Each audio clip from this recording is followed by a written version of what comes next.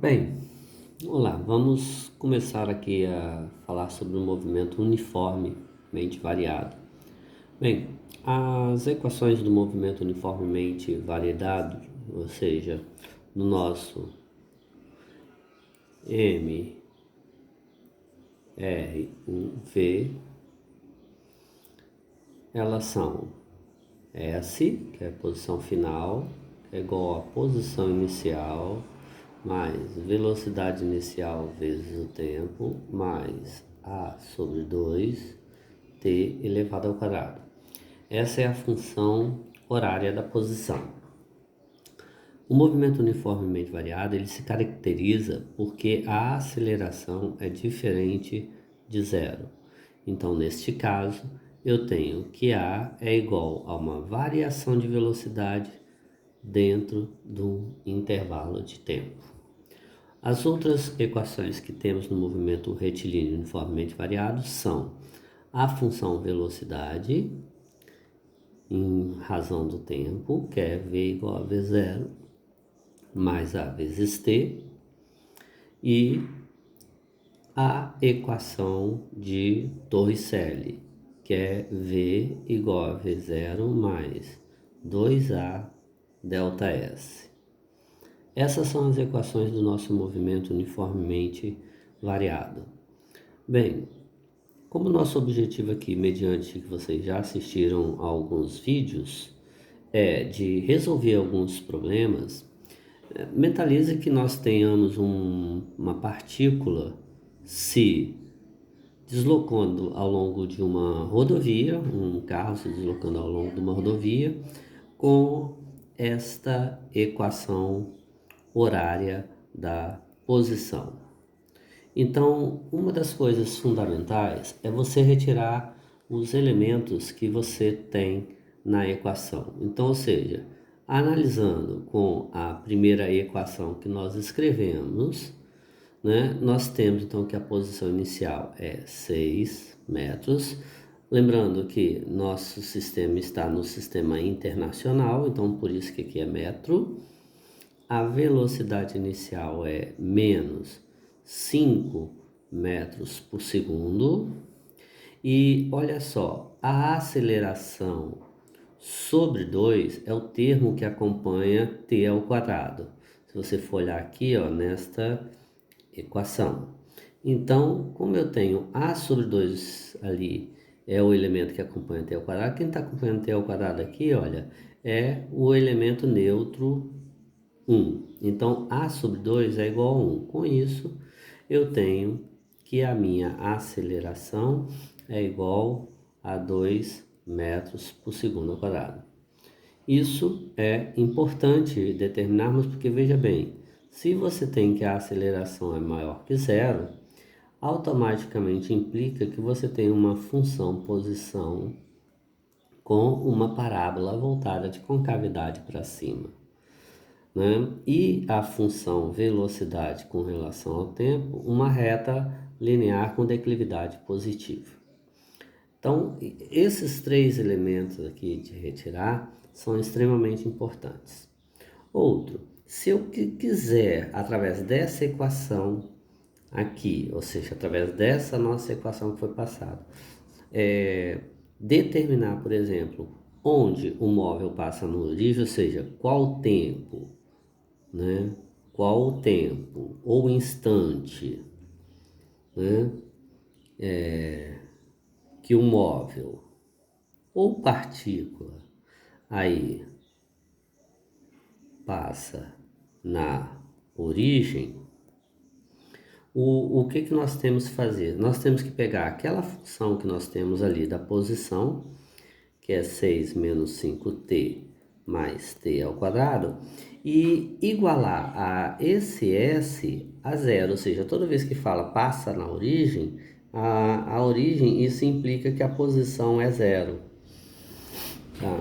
Então, observe que basta pegar esta equação aqui e igualar a zero. O que nós temos na verdade? Reordenando essa equação, ou seja, de uma forma mais tranquila para o aluno, observe que eu só estou reescrevendo a equação mais 6 igual a zero. Ou seja, eu tenho uma equação do segundo grau, onde o A vale 1, esse A agora não é a minha aceleração, é o A matemático, o B vale menos 5 e o C vale 6. Repare, esses três elementos são os coeficientes numéricos da equação na forma matemática. Então, com isso você calcula o Bhaskara, né, que é b ao quadrado menos 4ac. Com isso você vai ter que delta vai ser b ao quadrado é menos 5. Lembre-se, toda vez que você tiver um número negativo, o número negativo é com maior atenção que você tem que olhar ele. Então, menos 5 ao quadrado, menos 4, vezes o a que vale 1, vezes o c que vale 6. Então, você terá o delta igual a 25 menos 24. Então, seu delta é igual a 1. Por sua vez, achado isso, você sabe que você tem que o t', ou seja, no caso como aqui nós temos, que t é menos b mais ou menos raiz de delta sobre 2a. Então, quem vai ser t? T vai ser menos b, o b vale menos 5, então, ó, novamente, ó, número negativo dentro de parênteses, porque ele chama mais atenção, mais ou menos raiz de 1 sobre 2 vezes 1. Então, eu tenho que t igual a 5, menos com menos dá mais ou menos raiz de 1 sobre 2. Observe, então, que eu tenho 2t, o t1, que vai ser 5 mais 1, dá 6 sobre 2, vai dar 3 segundos, e o 5 menos 1, que vai ser 4, dividido por 2, que vai dar 2 segundos. Ou seja, essa partícula ela passa na posição origem, né, ou na posição zero, desculpe, aí é em dois tempos, em 2 segundos e em 3 segundos. Como que nós faríamos isso? Ora, só interpretando graficamente aqui, você imagine que aqui, olha só, é o nosso gráfico, eixo x e y, onde o eixo do x nós chamamos de t, o eixo de y nós chamamos de s. Observe agora um pouquinho a equação lá em cima, olha. Posição inicial, ela sai da posição 6 metros. Então, ela sai da posição 6 metros. 6 metros vocês podem vir aqui e colocar aqui assim, ó.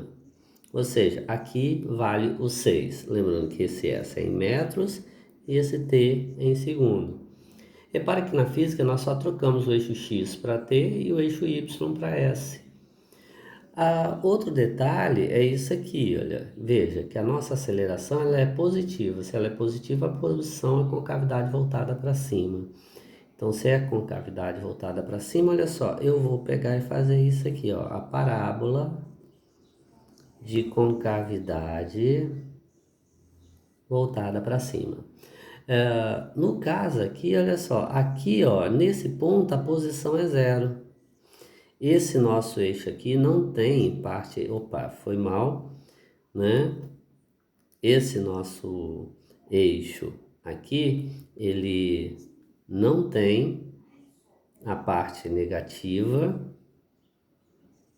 Então, como ele não tem a parte negativa, o que acontece? Então, ele parte do zero para t igual a 2.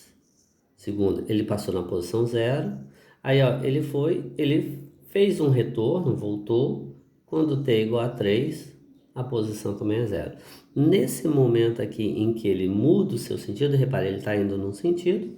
Esse móvel aqui, olha só, ele muda o sentido de deslocamento. Então, se ele estava indo para a esquerda, ele passa agora aí para a direita.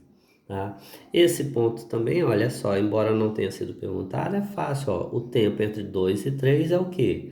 É o tempo de 2,5 segundos. Ou seja, nesse instante, o móvel, ou seja, isso aqui é o instante que o móvel muda de sentido. Ok?